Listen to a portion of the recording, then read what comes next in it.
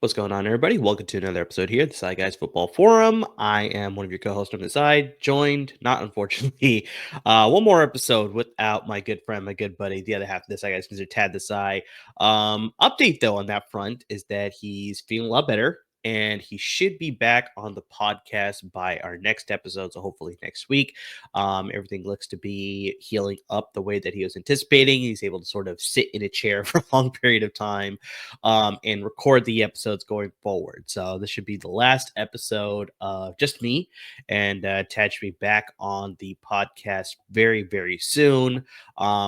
Glad to have him back. Definitely miss him. The podcast not the same without him. But yeah, I still want to give you one more episode before when we have Tad back on the podcast. We're going to dive into all of our position rankings and going through some talk about the specific positions when it comes to fantasy football and just diving into all of that stuff in the next couple of weeks for you guys.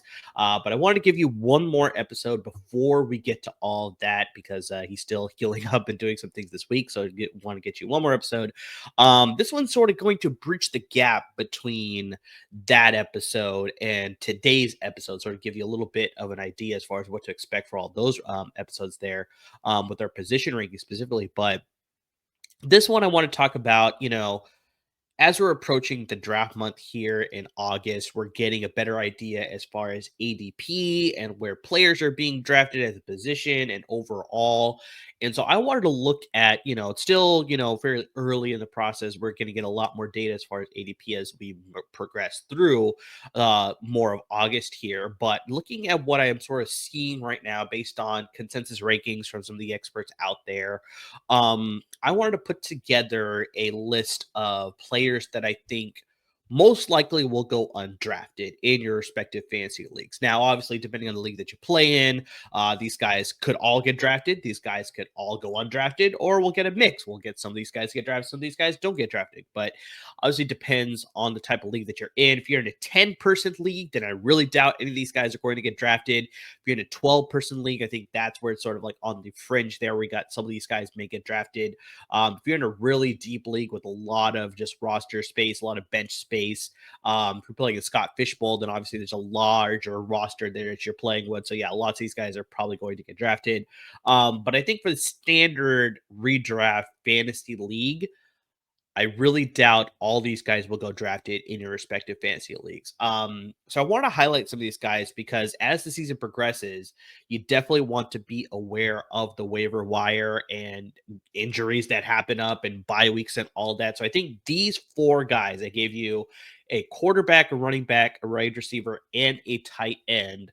I think all four of these guys can pay dividends once the season gets going and we have a more understanding as far as what the offense is going to look like. And I think they can be key producers for your fantasy roster. It can help you march to a fantasy title. And so with that, I think let's sort of jump into the sort of, undrafted gems. I mean, you can even call them deep sleepers because they're not exactly sleepers just yet. I mean, sleepers obviously tend to get drafted and just get that return on investment. But I think these are deep sleepers because if there's an injury situation or like I said, if there's bye weeks or, you decide to overlook the position in your fantasy draft because there's a run on a position and you just miss out. Like, I mean, these are guys that you can draft. Please not draft, but these are guys you could pick up off the waiver wire that I think can return some solid investment for you, where it's like you don't have to worry about streaming.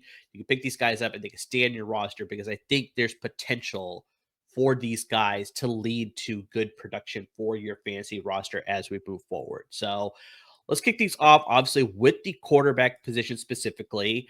And this name sort of surprised me a little bit here, but J.J. McCarthy of the Minnesota Vikings is most likely going to go undrafted in most leagues. Kevin O'Connell looks to replicate the season that Sam Darnold had last season under his tutelage, but now with McCarthy. If you remember, last year Darnold threw for career numbers in passing touchdowns with 35, passing yards with 4,319, and a completion percentage of 66.2%. Excuse me. Darnold also finished as the ninth best fantasy quarterback in PPR leagues, his highest finish ever. No surprise there. And while Darnold was a fit in the system, the Vikings, I think, made the smart move here to stick with their former first round pick in the 2024 NFL draft in JJ McCarthy. Had McCarthy not hurt himself last year in the preseason, I think he might have been in contention to start games for them last season as well. Unfortunately, that's just the way the chips landed. And so, yeah, Sam Darnold and ended up having the career season that he had. He is now the starting quarterback for the Seattle Seahawks. But looking at what McCarthy offers from a skill set point, just, what he brings to the table as far as a passer, honestly, he reminds me a lot of Sam Darnold based on just some of the throws that I saw and just like, his ability to get the ball down the field, find the open guys. I think, McCarthy gives Kevin O'Connell just an added dimension, though, because Sam Darnold is mobile. I'm not going to deny that, but I think JJ McCarthy just brings more mobility than what Sam Darnold offered. So, I mean, I think we're going to see a lot more boot action passes. We may see, some design runs for the quarterback as well. Definitely, possibly some option plays. If he gets into trouble, McCarthy can sort of scramble out and make a play with his feet there. So, I think that's something that Kevin O'Connell can sort of play with a little bit more compared to being a little bit limited with Sam Darnold being more strictly just a pocket passer. Now, McCarthy obviously will play within the offense, and if he's needed to be a pocket passer, he could do that. He did that at Michigan, but Michigan wasn't afraid to sort of get him out and run as well. So, yeah, outside of McCarthy, though, coming in as the starter for the offense now, not much turnover on offense when it comes to starting offense because, I mean, Justin Jefferson is still there. I know Jordan Addison is going to serve a 3-game suspension due to the PED sort of things that he's dealing with there. But yeah, still got Aaron Jones in the backfield. The offensive line had very little turnover. Still got TJ Hawkinson at the tight end position. They traded for Jordan Mason. There's a lot of, just carryover from last season to this season. And I think the big thing too is that the defense also saw very little turnover as too. If anything, they got some upgrades over the past season. Plus, Brian Flores is still the defensive coordinator. The Vikings offense was actually very middle of the road when it came to both passing attempts and rushing attempts per game last season because the defense played at an elite level. It just gave them a lot more opportunities to score points and just limit what the opposing offense can do. So I think in this case, it really benefits McCarthy to make that sort of smooth transition from playing in a system that he was able to absorb last year. Now he's going to come in, be the starter. I think he's got very similar skill set, like I said, to Sam Darnold. So I think he's going to be able to sort of fit in very easily. Now, because of the change, like I said, I think this is the reason why he's going undrafted. Because of the change of going from Sam Darnold to JJ McCarthy, we saw him in one preseason game last year. Then he hurt himself in practice and obviously required season-ending surgery. But I think because of that, he is most likely to go undrafted in redraft leagues. And like I said, it makes sense. It makes sense. We don't know what he's going to offer, and I think surrounding him during the draft process in 2024. There's a lot of concern as far as like, was he playing within the system or were they letting him play within himself? And I think now we're going to see a very similar situation where it's like, is he going to play within Kevin O'Connell's system or we'll be able to see him make plays on his own? I think regardless, though, Kevin O'Connell sort of established himself as sort of a guy who could sort of bring a guy into his offense as long as he finds the right guy and really lead a solid offense. Did that with Kirk Cousins. We saw with Sam Darnold last year. I think he could do the same thing with JJ McCarthy now heading into 2025. So I think I brought this up earlier where it's like, if you're in a situation where, you miss out on some of those top quarterbacks, McCarthy is a guy that you could grab off the waiver wire as long as the rest of your roster is all set through the draft. This is a guy that you could pick up, off the waiver wire as a streaming option. This is a guy in case you're starting quarterback, if you draft a really good starting quarterback and, unfortunately, an injury keeps him out for a period of time, or unfortunately, the entire season. That has happened before for sure as well. Just look at Aaron Rodgers. So I think McCarthy could come in and be a guy off the waiver wire that offers you solid production because I think he's going to transition into his offense very seamlessly. He's got all the playmakers that he needs. He's got a head coach that believes in him as well. So I think there's a good chance that when it's all said and done, McCarthy could be one of those top waiver wire additions when the season ends. When you look at the end of the season and be like, oh man, I wish I grabbed this guy. McCarthy could be in contention to be one of those guys that's like you regret on missing off the waiver wire. But hopefully you're in a situation where it's like you draft a league quarterback and you don't have to worry about JJ McCarthy. But this is purely for those guys that if there's an injury or they miss out on some of that top level talent at the position, McCarthy is a guy you can snag off the waiver wire that I think can pay serious dividends as the season progresses here. So JJ McCarthy from the Minnesota Vikings is a guy that I like on the undrafted sort of pool there in the waiver wire to be added to your roster later that could pay good dividends for you. Let's shift to the running back position here. So I'm going to go with Kareem Hunt of the Kansas City Chiefs. Now, Isiah Pacheco, the starter for the Kansas City Chiefs the past couple of seasons, sort of seeming like he's not the golden child of the Chiefs backfield anymore. And like I said, after 2 solid seasons to begin his career, Pacheco suffered a fractured fibula early in the season last year and missed a total of 10 games last season. And even once he returned to the season and also in the postseason, obviously made the Super Bowl, he just wasn't the same runner and he looked very ineffective most of the time. Now, with Pacheco being out, Kansas City reunited with their former starting running back in Kareem Hunt. Hunt had a great season filling in for Pacheco as he led the team with 200 rushing attempts and he totaled 728 rushing yards and 7 touchdowns. He also added 23 receptions for 176 receiving yards. So, I mean, he came in and he fit seamlessly with this offense, with the Kansas City Chiefs. Like I said, former team of his. Hunt is back with the team in 2025, and he'll look to challenge Pacheco for the starting job. You also have to add into the fact that they traded for veteran Elijah Mitchell and added rookie Brashard Smith through the draft as well. So when you look at all that sort of, being added to the Chiefs backfield, you can actually look at this backfield and be like, it's a little tricky to sort of judge who will have the hot hand in a given week. But there's a reason why I like Hunt to trust him over everyone else. Because while Pacheco has a good chance to retake a starting role, and you can sort of throw out all this analysis that I'm giving you out the window because Pacheco will just come in and be the same guy that he was a couple seasons ago with being injury free and just absolutely dominating that backfield. There's something to be said about Hunt being the veteran in this offense and finding success again, because I think he also brings more receiving ability than Pacheco, and that should give him the upside to gain more touches over Pacheco. Now, if you're looking for just out of this entire backfield between Smith and Mitchell and Hunt and Pacheco, the rookie Smith, I think, will bring the most receiving ability out of the entire backfield because he was a converted receiver at SMU. So, I mean, yeah, he played the receiver position. He transferred to SMU. They turned him into a running back.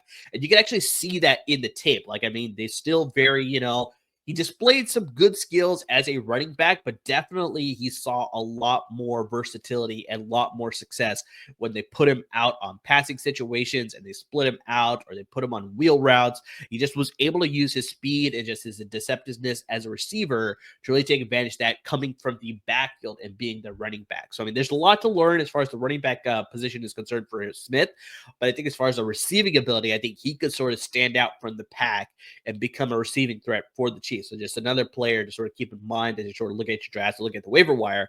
Smith could be a guy that could be heavily involved in the passing game. But jumping back to Hunt and Pacheco has a lot of pressure on him to enter the season to perform at his previous ability. And this is where I think Hunt can now take advantage of the touches that he's given to sort of garner more touches. Because, I mean, Pacheco's coming off the injury. By all accounts, he's looking healthy through camp and he's looking good to go. But also it's just that added pressure of just like, now there's backfield guys behind him. Before, there's very little competition for him. So he was able to sort of separate himself and just hang on to a starting role. But now Hunt is there. And as mentioned, Elijah Mitchell, who they traded for from the San Francisco 49ers, he is now part of the mix. They obviously added the rookie Smith. So I mean, there's all these extra competition that I think the Chiefs will carry on their starting roster that I think could affect Pacheco and possibly put more pressure on him, that if he doesn't succeed early or find success, in the first couple of games, there could be a situation where it's like now we're seeing a lot more rotation and we could see Kareem Hunt inserted there. We could see, Elijah Mitchell inserted there. Well, obviously, we could see Ricky Smith is involved in the passing game as well. So will Pacheco get drafted? Yes, he will, because he's the incumbent starter right now. There's more potential for him to come back from the injury and, like I said, regain that sort of starting role and sort of become like a possible comeback player of the year candidate, all that stuff. So obviously he's going to get drafted.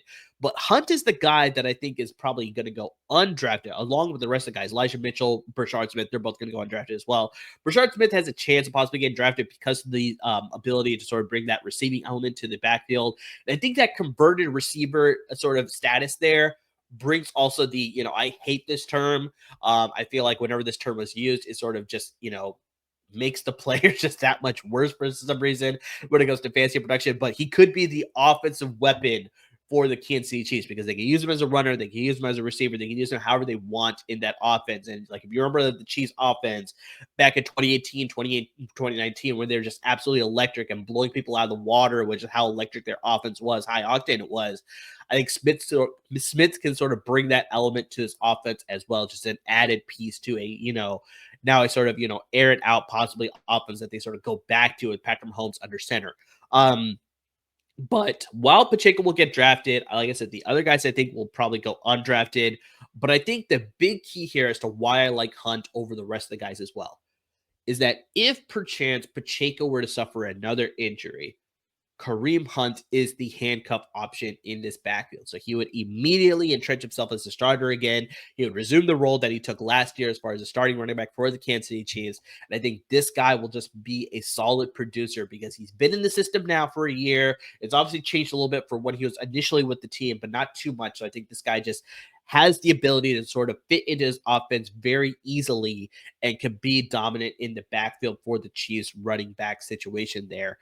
We will see some mixed in Elijah Mitchell and Brashard Smith as well, obviously. But just, Kareem Hunt is a guy that if Pacheco were to falter at all this season, Hunt will step in and take in all the touches that he was previously getting and really split time with Pacheco, if not overtake him and take a lot of his role from him. And so, Kareem Hunt's another guy that I like, along with JJ McCarthy, that you can grab off the waiver wire that I think could pay good dividends for you on your fantasy roster and the 2025 season for sure. Now let's get to the wide receiver position. This is a name that for sure will go undrafted because we really just don't know what to expect from him. But from all accounts of what I'm hearing, obviously you take it with a grain of salt based on what we're hearing for training camp. But this guy has been absolutely killing it in camp for the Carolina Panthers, and that is Hunter Renfrow. This guy a little bit blast from the past here, but back in 2021, Renfrow was top 10 in the NFL in receptions and made the Pro Bowl for the AFC. He also had nine receiving touchdowns, which is tied for ninth in the NFL, and had 1,038 receiving yards, which was 21st in the league as well. So I mean, this guy put up serious numbers, but unfortunately, injuries, more importantly, concussions followed after that season in 2022 and 2023, which unfortunately derailed his career, and it led to him being released by the Raiders. He took the 2024 season off due to ulcerative colitis and has now come back to join the young receiver core of the Carolina Panthers. Yes, the Carolina Panthers did just draft Teteroa McMillan with the 8th overall pick to lead their passing attack. They drafted Xavier Legette out of South Carolina last year to be the starter opposite him, and hopefully he can grow from his rookie season and establish himself as a strong piece opposite of Tet McMillan. But I think the big thing here is that Renfrow will just slide into the slot position role, and that is exactly what he's gifted at doing. He did that with the Raiders, and he definitely did that at Clemson. So, I mean, this guy can be a chain mover for the Carolina offense and really be a go-to safety net option for Bryce Young, as we sort of hope that he could sort of, continue that upward trajectory that he had from last year at the end of the season, and hopefully, just continue that here into 2025, and hopefully for the future of the Carolina Panthers offense, right? Now, I know what you're thinking. Adam Thielen is still a part of this roster, but I think the big thing with Adam Thielen is, I think he'll get phased out of this offense. He could be a chance to possibly get salary cap cut when they trim the rosters from the initial 90 down to 56 or 57, whatever it is. So he could be a cap casualty during that time. I think he regressed quite a bit last season because he wasn't the focal point of the passing offense anymore.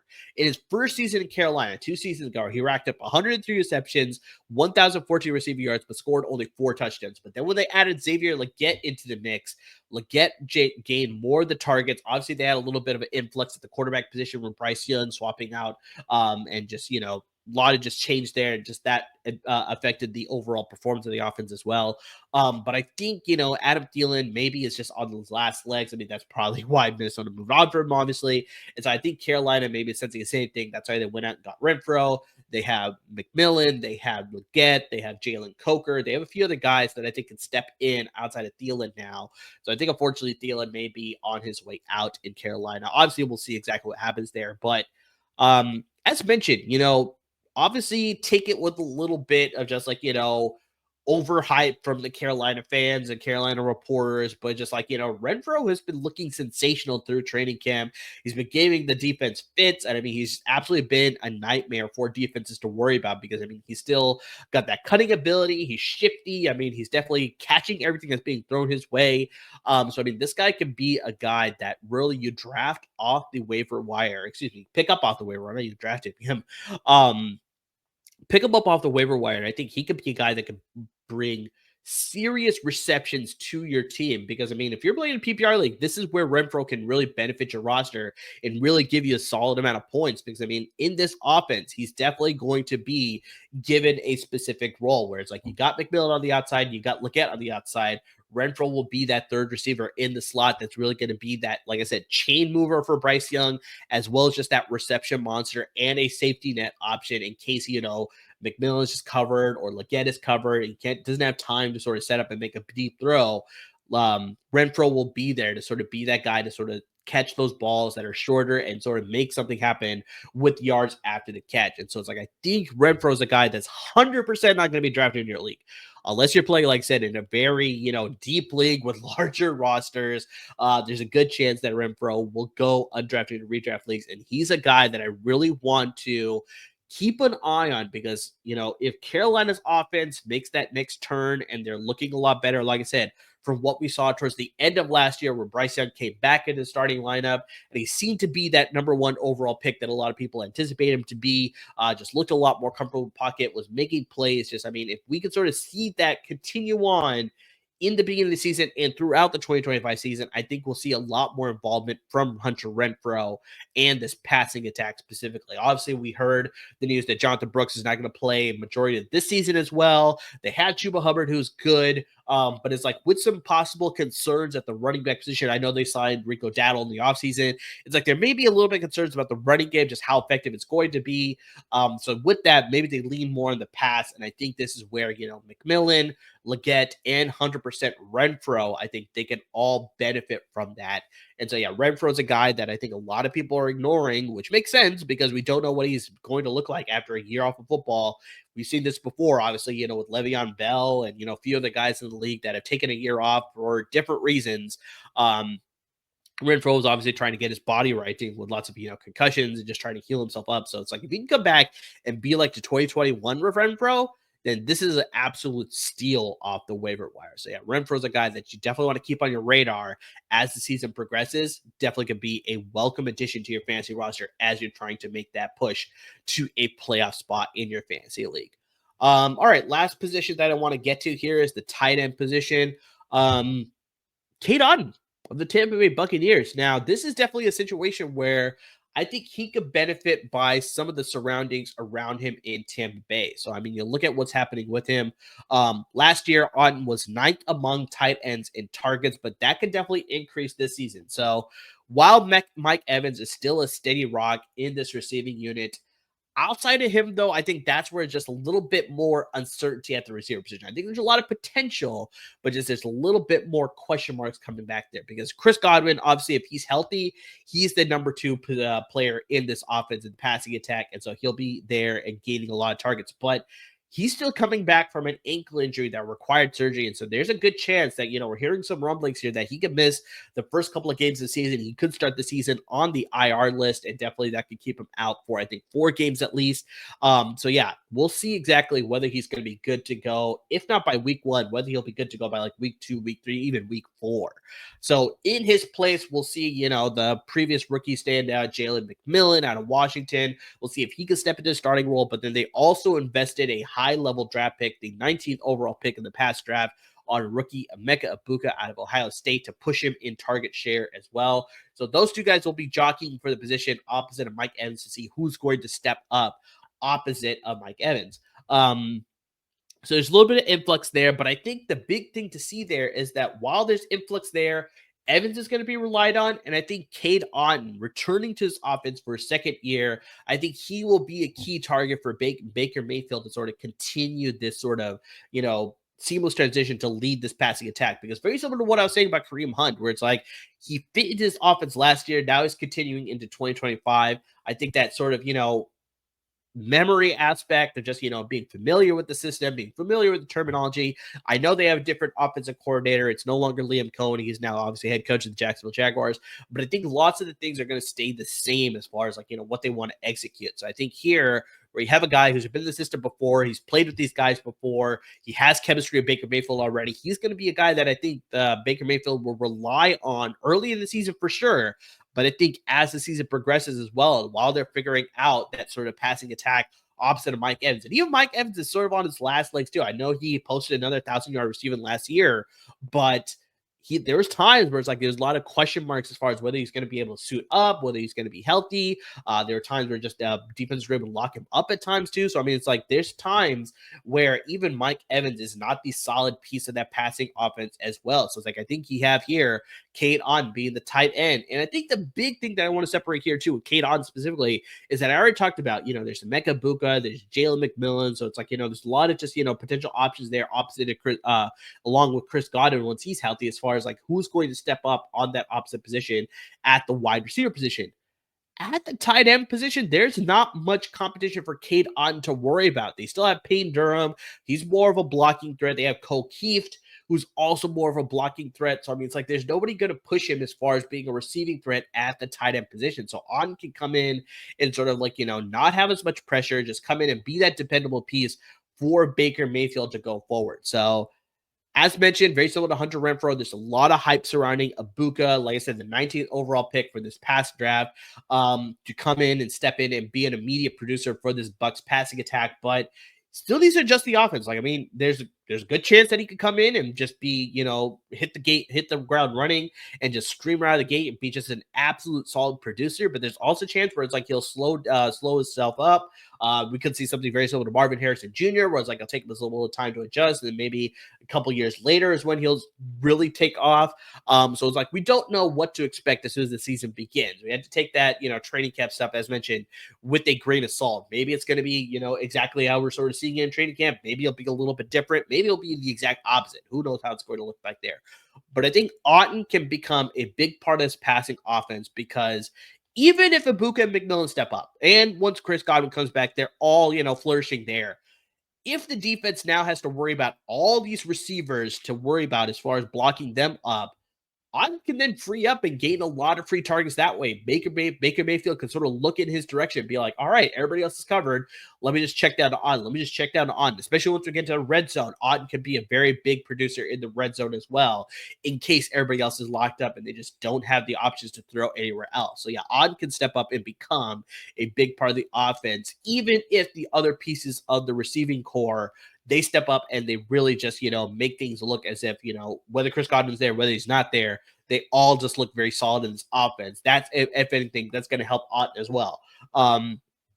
So I think Otton is a great pickup off the waiver wire as well, especially with the tight end position. Me and Tad always talk about this every year. It's one of those positions that's always fluctuating. There's always going to be guys that are shifting around as far as the top tight ends are producing. Just overall, the top 12 is going to look different each and every year when the year is over, as far as who finished in the top 12 and who didn't. So yeah, I think Otton's one of those guys that I think he didn't finish in the top 12 last year. I think he finished around 14 or 13. But I think this year, heading into this season with all the sort of like, slight question marks that we're having at the receiver position, I think Auden can step up, be a dependable target for Baker Mayfield, and really produce and become a solid producer for your fantasy roster as well. Especially if you're in a situation where, you miss out on your George Kittles and your Trey McBrides and your Mark Andrews and your Brock Bowers. If you miss out on all those guys, you decide to forego the position. You draft somebody towards the end of your draft, somebody like a David Njoku, who I'm not sure how he's going to look with all that surrounding carousel that we have there in Cleveland, whether it's going to be Joe Flacco or Dylan Gabriel or, Shador Sanders or eventually Deshaun Watson when he's, ready to go or whatever, as far as maybe not this season, but obviously in future years. But just like, I don't know how that's going to look for David Njoku then going forward. So if you draft a guy like that, he's not producing. Auden's a guy that I think will go undrafted in most leagues that you could pick up, be as your backup option. But once you start to see that production, which I think will come even as early as week 1, he could eventually become your starting tight end, and you can let Njoku go, or you can even trade him to somebody else and really upgrade your roster in other ways. So yeah, Auden's a guy that I really like off the waiver wire. So just to recap, the guys that I like, the quarterback position, J.J. McCarthy off the waiver wire, undrafted gem. I think he's going to be solid. The running back position, Kareem Hunt out of Kansas City. I think his veteran appeal is really going to fit into this offense and really help your fantasy roster as well. The wide receiver position, Hunter Renfrow. I think he's a name that you definitely want to keep your eye on because I think he could pay serious dividends for that passing offense and be a really good, consistent piece of that passing offense for the young quarterback and Bryce Young. And the last one that I just covered here, tight end, Cade Otton. I think he's going to be a big piece for Baker Mayfield and lead to some more consistency for his passing offense specifically. So those are the guys there. This is just a little bit of a taste. Like I said, we're going to dive into all the positions once I get Tad back onto the podcast, which should hopefully be next week. So yeah, we'll be diving into all the positions as far as how we feel about our rankings. Some guys that we think are really going to perform, some guys that we don't think will perform. Maybe get some bold predictions out there as well. But that is all on tap. And along with those episodes specifically, we'll be dropping our graphics for all of our position rankings as well. And guys, the best way you can find all those graphics and stay up to date with everything that's happening on our podcast, follow us on our social media handles. You got me at Unside23. You got Tad Side94. You got the show handle at the Side Guys. And of course on Instagram at the Decide Guys as well. So yeah, that's where you can find all of our graphics for the position rankings. We'll be going from quarterback all the way to defensive kickers as well, because we want to make sure you're getting all the information that you need to make sure you set up your roster the best way that you can.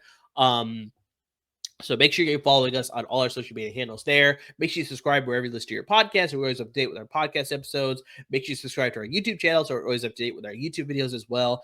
And please, please, please make sure you're supporting our parent network at LAFB Network, because without them, there would be no us. They're giving you a lot of great content when it comes to the LA football teams, both at the pro and college level. So they got you covered with the Rams and the Chargers. Chargers just suffered an unfortunate big injury with Rashawn Slater being out for the entire year. They got you covered as far as who's going to slip in, or they're going to sign somebody off for agency. So they got all that coverage for you. The Rams, Matthew Stafford dealing with some injuries still. He's week to week. What's their situation there? Is it going to be Jimmy Garoppolo? Is it going to be somebody else? They're giving you definitely some updates as far as what's happening there with the quarterback position and the Rams overall. So they got you covered at the NFL level. And of course, with the NFL season right around the corner, the college football season right around the corner as well. So they got you covered with Trojans and Bruins coverage as well. So everything surrounding all 4 LA football teams there. But it's not just football anymore. They got you covered with the MLB. The trade deadline has just finished, and now we're looking at the postseason push for all 30 MLB teams there. Who's going to be making the playoffs? Who's going to be falling out? All that stuff. It's going to be very exciting last couple of months here of the MLB regular season. Then, of course, we'll get your postseason coverage as well. So they got you covered with both the Dodgers and the Angels when it comes to MLB. And, of course, around the MLB postseason, we'll have the NBA regular season tipping off. So as we get into preseason, we had, the summer league already happened already in Las Vegas. And so it's like, now we'll see what's going to be looking like as far as is there any sort of last minute transactions happening between, all these teams there in the NBA. So yeah, they got you covered with Lakers and Clippers coverage as well. So they're covering the NBA, MLB, NFL, and especially NCAA football as well. So they got you covered on all 4 there. So guys, appreciate everybody that tuned in. Really appreciate everybody who's following us on social media, interacting with us on social media, who's watching our YouTube videos, who's listening to our podcast. And also make sure you're supporting all of our other great content producers out there. Our good friend Chauncey DeLise has a great podcast called LA Confidential, giving you all the great pop culture news as well as LA sports news, covering, the Dodgers and the Rams and everything in between when it comes to LA sports. And so, yeah, him and his great partner Thaddeus, they're doing a great job over there at LA Confidential. Make sure you give them a subscribe and everybody else that's doing great content over there at LAFB Network. But to everybody, you tune in to today's episode. As mentioned, Tad will hopefully be back on our next episode. Really miss him. But yeah, just keep tuning in. We'll be dropping you more information and more episodes as the weeks progress to get you prepared for your respective fantasy leagues. And yeah, thanks for tuning in.